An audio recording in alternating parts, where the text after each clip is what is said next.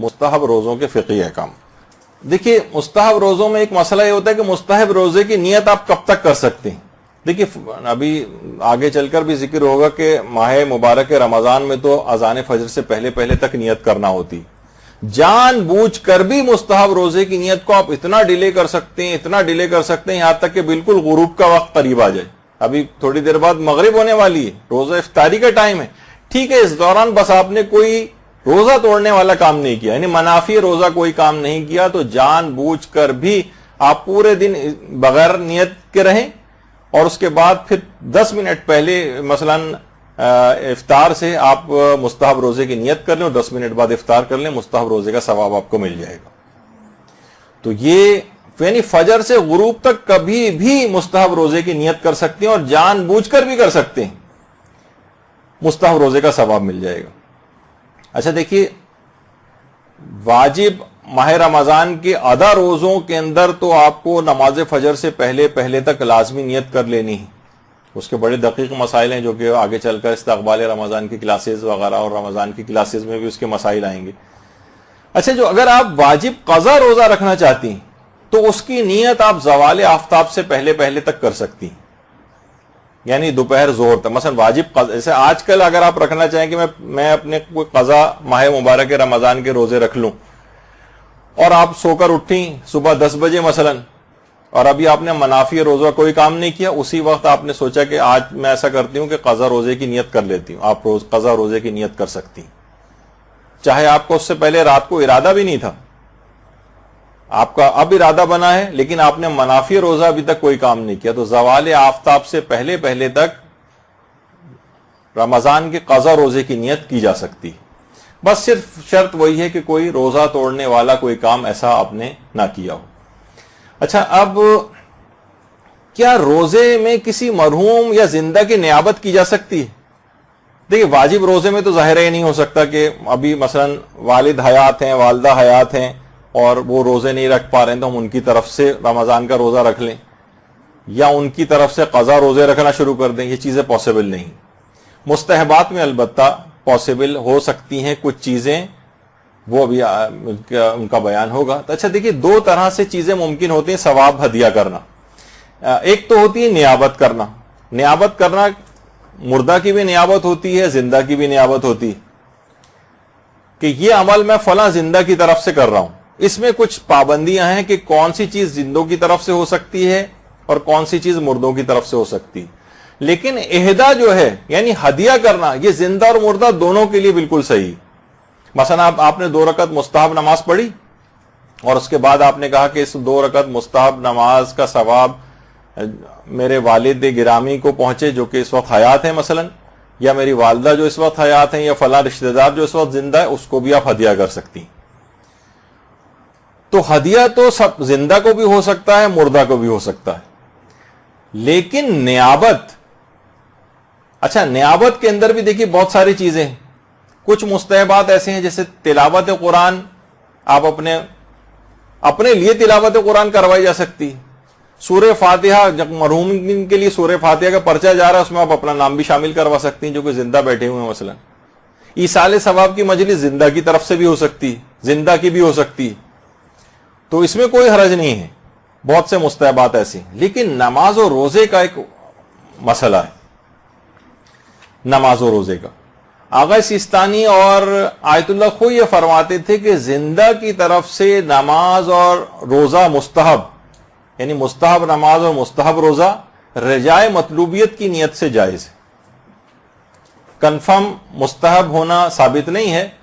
رجائے مطلوبیت امید ثواب میں زندہ کی طرف سے بھی نیابت ہو سکتی. البتہ امام خمینی اور رہبر معظم وہ یہ فرماتے ہیں کہ زندہ کی نیابت میں مستحب نماز و روزہ نہیں ہو سکتے, ہدیہ ہو سکتی. ہدیہ پہ تو سارے قائل ہیں کہ مستحب نماز آپ نے پڑھی, مستحب روزہ آپ نے رکھا اور اس کے بعد زندہ کو اپنے کسی رشتہ دار کو ثواب ہدیہ کر دیا, چاہے مردہ کو ثواب ہدیہ کر دیا.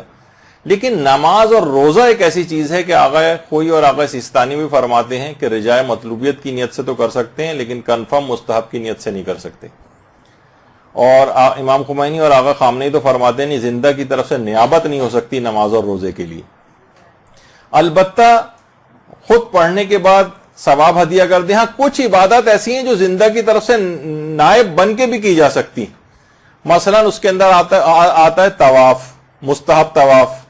اس میں آتا ہے مثلا عمرہ، یہ زندہ کی طرف سے بھی ہو سکتا ہے کہ ہمارا کوئی رشتہ دار یہاں پر ہو اور ہم اس کی طرف سے عمرہ کر لیں. مستحب حج یہ آتا ہے باقاعدہ، اور یہ فقہی مسائل کے اندر بھی چیز آتی ہے. اور ایک سوال اٹھتا ہے کہ کیا امام زمانہ علیہ السلام کے لیے اللہم صلی علی محمد و علی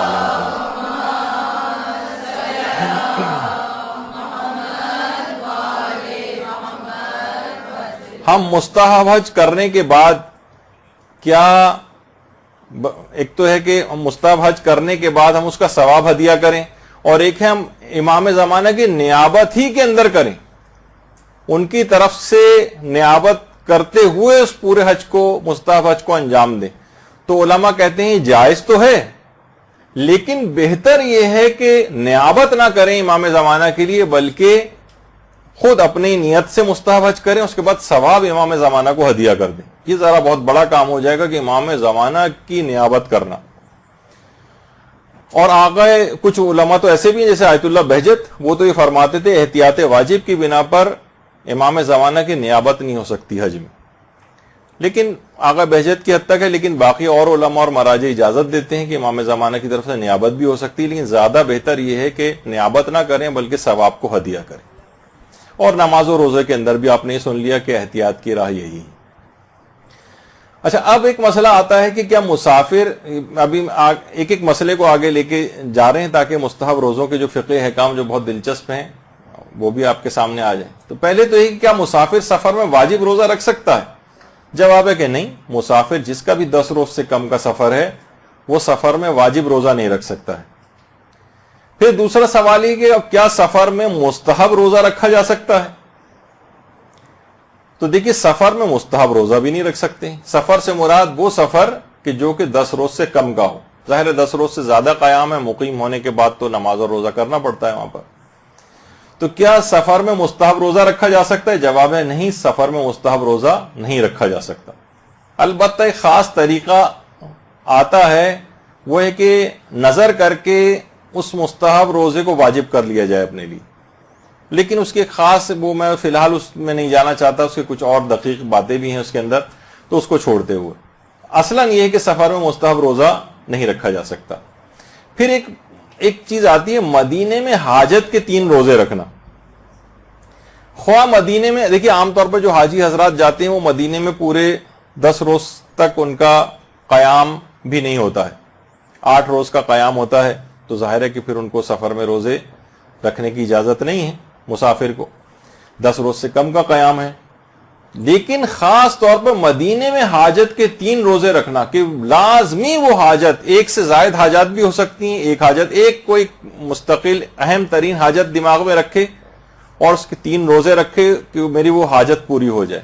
ایسی ناممکن حاجتیں لوگوں کی وہاں پر پوری ہوئی ہیں، اور یہ الگ سے ایک ایکسیپشن ڈالی گئی ہے. مسافر سفر میں مستحب روزہ نہیں رکھ سکتا ہے، لیکن صرف مدینے میں حاجت تک کہ یہ حاجت کے 3 روزے مکے میں بھی نہیں رکھے جا سکتے، یہ نجف اور کربلا میں بھی نہیں رکھے جا سکتے. مسافر جس کا 10 روز سے کم کا قیام ہو، یہ صرف مدینے میں حاجت کے 3 روزے خصوصی استحباب ہے، وہاں پر اجازت ہے.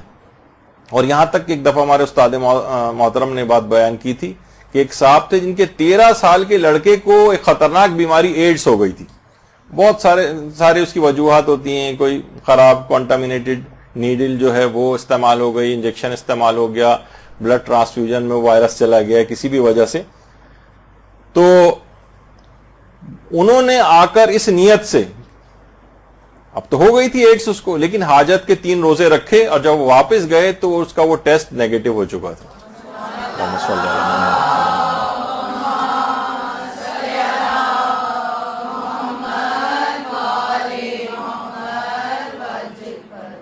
تو مدینے میں حاجت کے 3 روزے رکھنا مستحب روزہ، اگرچہ مسافر نہیں رکھ سکتا، لیکن اس کا اتنا زیادہ ثواب بھی ہے اور یہ بہت مجرب بھی ہے کہ وہ لازمی وہ دعا قبول، حاجت قبول ہو جاتی ہے جو ان 3 روزے رکھنے کے بعد مانگی جاتی ہے. اچھا، پھر اگر مسئلہ یہ تو وہ والا مسافر رکھ سکتا ہے نا کہ جس پر کوئی قضا ماہ مبارک رمضان کا کوئی قضا روزہ نہیں ہے، لیکن اگر وہ مسافر کے اور پہلے سے رمضان کے قضا بھی ہیں تو کیا تب بھی اس کو یہ سہولت ملے گی کہ وہ مدینے میں حاجت کے 3 روزے رکھ سکے؟ یہ بھی ایک بڑا مسئلہ پیش آتا ہے۔ تو علماء یہ کہتے ہیں کہ علماء میں بھی امام خمینی، رہبر معظم آیت اللہ خامنئی اور آیت اللہ خوئی، وہ فرماتے تھے کہ جی ہاں، تب بھی جس شخص پر قضا روزے ہوں تب بھی اس کو اس بات کی اجازت ہے کہ وہ اس مسافر مہینے میں 10 روز سے اگر کم کا قیام ہے اس کا، تو مدینے میں وہ حاجت کے 3 روزے رکھ سکتا ہے، چاہے اس پر قضا روزے ہی کیوں نہ ہو۔ البتہ آیت اللہ سیستانی فرماتے ہیں کہ جس پر قضا روزے ہوں اس کے لیے مدینے میں حاجت کے 3 روزے رکھنے میں اشکال ہے۔ اچھا، ایک جگہ مناسک کے حج میں ایک جگہ آغا سیستانی کا استحباب بھی لکھا ہوا ہے، لیکن کچھ استفتاحات کے اندر پھر ریسنٹلی ابھی 1-2 روز پہلے ہی ہم نے استفتاح کیا تو وہاں سے پھر اشکال ہی کا جواب آیا کہ جس پر قضا روزے ہوں وہ نہیں رکھ سکتا ہے مدینے میں حاجت کے 3 روزے۔ تو اس میں اگر کوئی اس لحاظ سے کوئی گنجائش نکلتی ہو رجوع وغیرہ کرنے کی، البتہ اس کے بعد اگر آیت اللہ وحید خراسانی کی طرف رجوع ہوتا ہے تب بھی آیت اللہ وحید خراسانی بھی اس بات کی اجازت نہیں دیتے ہیں کہ جس پر قضا روزے ہوں مدینے میں حاجت کے 3 روزے رکھے۔ پھر کوئی اور علماء سے بات کر کے اس کا حل نکالنے کے، مثلا نظر کرنے کے حوالے سے ایک مسئلہ ہے، لیکن آغا سیستانی اس کے بھی قائل ہیں کہ جس پر ماہ رمضان کا کوئی قضا روزہ ہو تو اس کے لیے نظر کرنا بھی اشکال رکھتا ہے روزے کی، وہ اس کی منت بھی نہیں مان سکتا ہے، اور اگر اس نے مان بھی لی ہے تو اپنے تمام قضا روزے پہلے اتارے گا، اس کے بعد پھر وہ منتی روزہ رکھے گا۔ خیر ایک بڑا پیچیدہ اس کے اندر مسئلہ ہے، تو بہرحال یہ آپ کے سامنے تاکہ ایک چیز آ جائے، لیکن یہ ہے کہ بہرحال مستحب روزوں کے اندر، تاکیدی روزوں کے اندر مدینے میں حاجت کے 3 روزے بھی ہیں، لیکن جس پہ قضا روزہ ہو، جب بھی انسان جلد سے جلد اپنے قضا چیزیں اتارے، کہ آخرت میں تو اپنی جگہ نقصان ہے کہ آپ کیوں پورے کر کے نہیں آئے ہیں، تو اس دنیا کے اندر بھی دیکھیں کہ اتنی اہم ترین چیز ہے کہ وہاں اشکال پیدا ہو رہا ہے کہ وہ اپنی اہم ترین حاجت بھی قبول کروانے کے لیے جو سب کو اجازت مل رہی ہے اس کو اجازت نہیں مل رہی، کچھ مراجع اجازت نہیں دے رہے ہیں جیسے، تو جلد سے جلد اتارنے چاہیے۔ اچھا، اب پھر ایک مسئلہ اور بھی ہے، مدینے میں حاجت کے 3 روزے کس دن رکھے جائیں؟ اکثر علماء تو یہ کہتے ہیں کہ ایک تعداد ہے علماء کی جو کہتے ہیں کہ کسی بھی دن رکھ لیے جائیں، لیکن بہت سے علماء کا یہ بھی نظریہ ہے کہ یہ حاجت کے 3 روزے جو ہیں بنا بر احتیاط یہ بدھ، جمعرات اور جمعے کے دن رکھے جائیں۔ بدھ، جمعرات اور جمعے کے دن ہی احتیاط اکثر علماء نے لگائی۔ اچھا، اب بہت تیز رفتاری کے ساتھ جانا ہے، وقت بہت کم رہ گیا ہے، کچھ چیزیں میں اس میں چھوڑ رہا ہوں مسائل کو کیونکہ اب اتنا وقت نہیں ہے ہمارے پاس۔ اب ایک آتا ہے کیا مستحب روزے کو توڑا جا سکتا ہے؟ تو جواب ہے کہ جی ہاں، آپ جب چاہیں جان بوجھ کر بھی، بغیر مجبوری کے بھی، کوئی حرج نہیں ہے، کوئی گناہ نہیں ہے، آپ مستحب روزے کو جب چاہیں توڑ سکتی۔ زوال سے پہلے توڑیں، زوال کے بعد توڑیں، افطار سے 1 منٹ پہلے توڑ دیں، کوئی اس میں مذائقہ اس لحاظ سے نہیں، بس یہ کہ ثواب آپ کا ہاتھ سے نکل جائے گا۔ لیکن کوئی اس میں لوگ کہتے ہیں نا کہ پریشان ہوتے ہیں کہیں کوئی گناہ لازم نہ جائے، کوئی گناہ نہیں، کوئی قضا نہیں ہے، کوئی کفارہ نہیں ہے، کوئی کچھ نہیں۔ اچھا، پھر دوسرا سوال یہ ہوتا ہے کہ کیا کسی کے دعوت دینے پر مستحب روزے کو افطار کیا جا سکتا ہے یا کھولا جا سکتا ہے؟ تو جواب ہے کہ جی ہاں،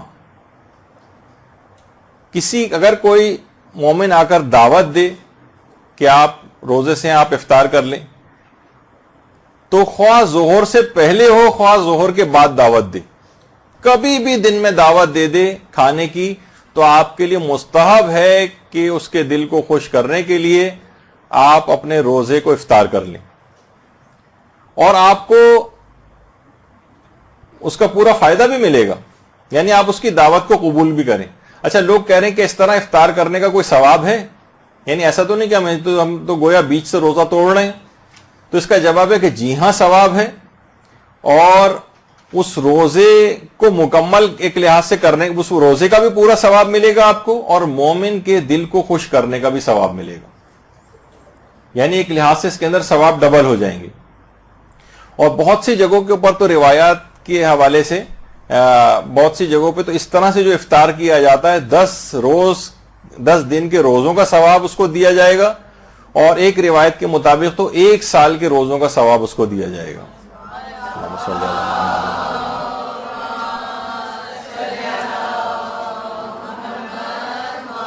بہت سے لوگ بہت ریزسٹنس دکھاتے ہیں کہ نہیں ہم روزے کو مکمل کریں گے، روزے کو مکمل کریں گے. تو ٹھیک ہے، مکمل کر سکتے ہیں، اس میں کوئی حرج نہیں ہے، آپ دعوت مومن ٹھکرا دیں، لیکن یہ کہ اتنے بڑا ثواب بھی آپ کے ہاتھ سے نکل جائے گا. اچھا، اب کس کی دعوت پر مستحب روزہ کھولا جا سکتا ہے؟ روایت میں آیا ہے کہ مومن کی دعوت پر، مومن کا لفظ اس کے اندر آیا ہے. اچھا، بہت سے لوگ ایک سوال کرتے ہیں کہ کیا مثلا بیویاں روزانہ عام طور پر ناشتہ لگا دیتی ہیں اور دعوت دی آئیے، یعنی مثلا کہتی ہیں کہ ناشتہ کر لیں، اور مثلا ڈائننگ ٹیبل جو سجی ہوئی ہے اور بریڈ بھی ہے اور انڈا بھی رکھا ہوا ہے، جس طرح پورا ایک ہوتا ہے اچھا ناشتہ، وہ اگر روزانہ کی بنیاد پہ ہم روزانہ صبح کو نیت کریں مستحب روزے کی اور وہ روزانہ ناشتہ لگا دے، تو کیا روزانہ لوگ کہیں گے تو کھیل ہو رہا ہے بھائی، اور یہ روزانہ بڑے آرام سے اس کی مستحب روز. جی ہاں، یہ مستحب روزوں کا ثواب بھی ملے گا اس کو، اور مومن یا مومنہ کی دعوت کو قبول کرنے کا بھی ثواب ملے گا.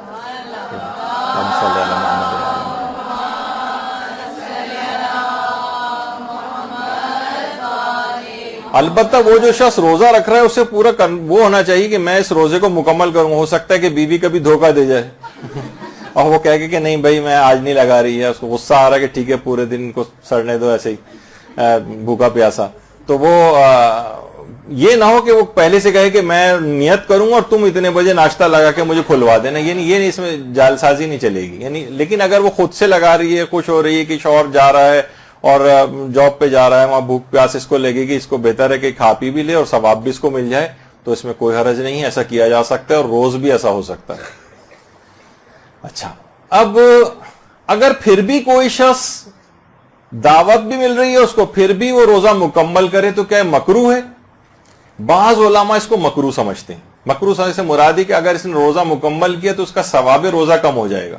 لیکن موجودہ مجتہدین جیسے آغا سیستانی وغیرہ وہ یہ کہتے ہیں کہ نہیں، اس ٹھیک ہے کہ بہت سے مجتہدین نے اس کو مکروہ کہا ہے، لیکن آغا سیستانی کے نزدیک روزہ پھر بھی اگر مکمل کر لے تو مکروہ نہیں، اور افطار نہ کرے روزہ مکمل کر لے، اس کا کوئی اس روزے کا ثواب کم نہیں ہوگا. البتہ بہرحال کچھ ثواب اس کے ہاتھ سے یوں نکل جائیں گے کہ مومن یا مومنہ کے دل کو خوش کرنے کا ثواب نکل جائے گا.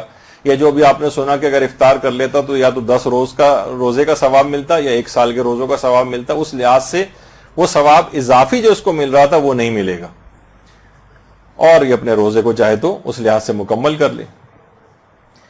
اچھا، اب اس میں ایک مسئلہ یہ آتا ہے کہ اس جو دعوت افطار دی جائے اس دعوت کی نوعیت کیا ہو.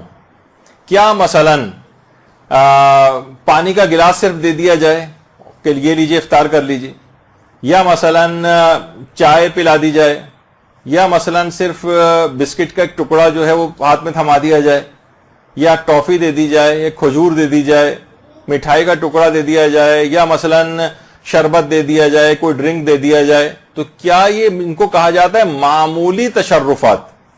کیا اس سے بھی افطار، اگر یہ کوئی پورا کھانا نہیں دے رہا ہے کوئی بلکہ اتنی سی کوئی چیز پکڑا رہا ہے ہاتھ میں، تو کیا تب بھی مستحب ہے کہ یہ اپنے روزے کو توڑ دے؟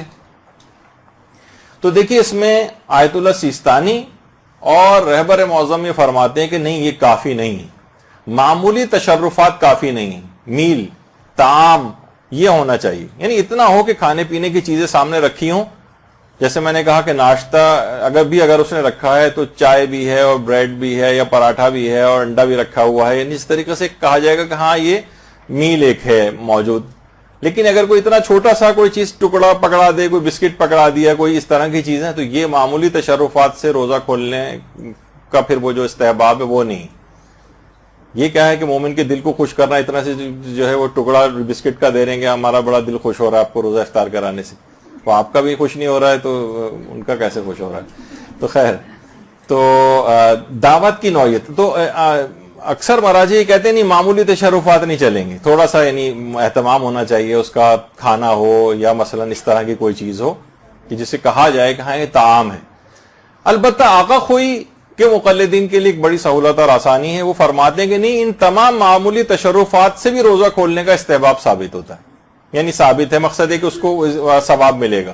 یعنی روزانہ کی بنیاد پہ مثلا آقا خوئی کے جو تقلید میں افراد ہیں ان کی بیگمات جو ہیں ان کو بجائے ناشتہ پکڑانے کے صرف پانی کا ایک گلاس تھما دیتی ہیں مثلا کہ بھائی اس سے بھی تو کھولنے کا ثواب ہے, تو ٹھیک ہے بس آپ یہ کھولیے اور جائیے. تو مثلا اس طرح کی جو چیزیں ہیں ان کے نزدیک آقا خوئی کے میں ثابت ہو جاتا ہے, اس سے یعنی مستحب کا ثواب مل جائے گا اور روزہ کھولا جا سکتا ہے. اچھا, اب ایک سوال اس کے اندر یہ ہے کہ روزہ کھولنے کا تو ثواب اس کو مل رہا ہے, یہ جو کھلوا رہا ہے کہ اس کو بھی کوئی ثواب ہے؟ یعنی کھلوا رہا ہے یا توڑوا رہا ہے جس کو کہا جائے, پورا اگر رکھ لیں روزہ اور اس کے بعد افطار کروائیں کسی کو, وہ تو ایک الگ سے ثواب ہے. لیکن یہ جو بیچ میں روزہ ہمارا کھلوا رہا ہے, اکثر مساجد کے اندر لوگ چیزیں لے کر کھڑے ہو جاتے ہیں اور لوگوں کو چھوٹی چھوٹی سی اس طرح کی چیزیں پکڑا رہے ہوتے ہیں. چلیں اگر وہ میل کے طور پر اور وہ اپنے اختلاف اپنی جگہ پر ہے کہ چھوٹی موٹی چیزوں سے کھلتا ہے یا نہیں کھلتا ہے, وہ ایک الگ ہے, تو کیا کھلوانے والے کو بھی کوئی ثواب ہے؟ تو جواب اس کا یہ ہے علماء نے دیا کہ کھلوانے والے کو کوئی ثواب نہیں, یہ جو روزہ کھول رہا ہے اس کو فقط ثواب ملتا ہے. تو بہرحال اب مثلا خواتین اگر سن لیں گی تو اب وہ کہیں گے کہ ثواب نہیں ہے, تو شوہر بیچارے ان کے سفر کریں گے کہ وہ نہیں کھول سکیں گے. اچھا, پھر ایک اور چیز یہ ہے کہ کیا دعوت دینے والے کو یہ بات معلوم ہونی چاہیے کہ آپ روزے سے ہیں؟ مثلا آپ شوہر نے خود ہی نیت کر لی, اس نے بیوی کو نہیں بتایا, بیوی نے روزانہ کیونکہ وہ ناشتہ لگاتی, اس نے ناشتہ لگا دیا, تو کیا اس کو پتا ہونا چاہیے, یہ بات معلوم ہونی چاہیے؟ کچھ علماء کہتے تھے کہ ہاں یہ اگر وہ شخص اپنے ظاہر نہیں کرنا چاہ رہا ہے کہ میں نے روزہ رکھا ہے اور اس شخص دوسرے شخص کو یہ بات پتا نہیں ہے, تو وہ روزہ کھول لے اور اپنے ظاہر نہ کرے اس بات کو کہ میں مثلا جو ہے وہ روزے سے ہوں, خاموشی کے ساتھ افطار کر لے. تو بہرحال اس لحاظ سے کہ اخلاص وغیرہ کے اس کے منافی نہ ہو جائے. لیکن بہرحال موجودہ مجتہدین یا آغا سیستانی وغیرہ بھی اور علماء کہتے ہیں کہ اس سے کوئی فرق نہیں پڑتا ہے کہ دعوت دینے والے کو یہ بات پتا ہو کہ آپ روزے سے ہیں یا پتا نہ ہو. ہر صورت میں اگر اس نے دعوت دی ہے تو اس کے دل کو خوش کرنے کی نیت سے اور روزے کو جو افطار کیا جا سکتا ہے, اس سے کوئی فرق نہیں پڑتا ہے. تو بہرحال مستحب روزوں کے ابھی بھی کچھ مسائل باقی رہ گئے ہیں, لیکن سب سے اہم مسئلہ یہی والا عام طور پر روزہ کھولنے وولنے کے حوالے سے آتا ہے, اس کی کچھ تفصیل کے اندر ہم گئے. تو یہاں پر فی الحال اپنے درس کو یہاں پر روکتے ہیں, انشاءاللہ اگلی کلاس کے اندر دوبارہ ملاقات ہوگی. وصلی اللہ علی محمد وآلہ الطیبین الطاہرین. برحمتك يا أرحم الراحمين وصلى الله على محمد وآله الطاهرين.